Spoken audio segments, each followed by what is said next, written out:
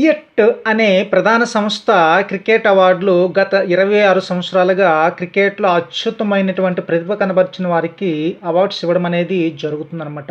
ముఖ్యంగా 2023, 24 గాను ఈ అవార్డ్స్ ప్రదానం చేయడం అనేది జరిగింది. International cricket year of award అనేది రోహిత్ శర్మకి ఇవ్వడం జరిగింది. అదేవిధంగా one day batter of the year అనేది విరాట్ కోహ్లీ గారికి ఇవ్వడం జరిగింది.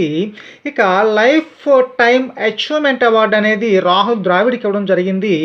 ఇక బ్యాటర్ ఆఫ్ ది ఇయర్ వచ్చేసరికి test batter of the year వచ్చేసరికి యశస్వి జైస్వాల్కి ఇవ్వడం జరిగింది.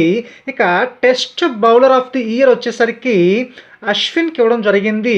ఇక one day bowler of the year వచ్చేసరికి మహమ్మద్ షమీకి ఇవ్వడం అనేది జరిగింది. ఇక T20 batter of the year వచ్చేసరికి ఫిల్ సాల్ట్కి ఇవ్వడం జరిగింది. ఈయన ఇంగ్లాండ్ దేశస్థుడు అనమాట.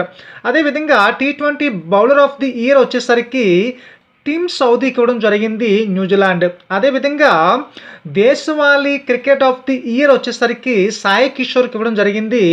ఈయన తమిళనాడుకి సంబంధించినటువంటి స్పిన్నర్గా మనము చెప్పుకోవచ్చు అనమాట. అదేవిధంగా మహిళల బ్యాటర్ ఆఫ్ ది ఇయర్ వచ్చేసరికి శృతి మందానికి ఇవ్వడం జరిగింది అనమాట. అదేవిధంగా మహిళా బౌలర్ ఆఫ్ ది ఇయర్ వచ్చేసరికి దీప్తి శర్మకి ఇవ్వడం జరిగింది.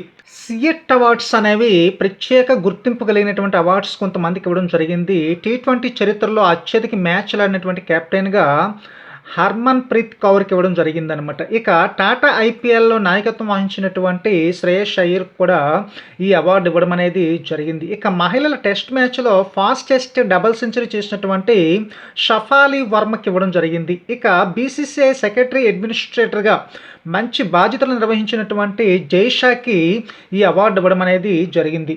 నెక్స్ట్ వీడియోలో మళ్ళీ మనం కలుద్దాం.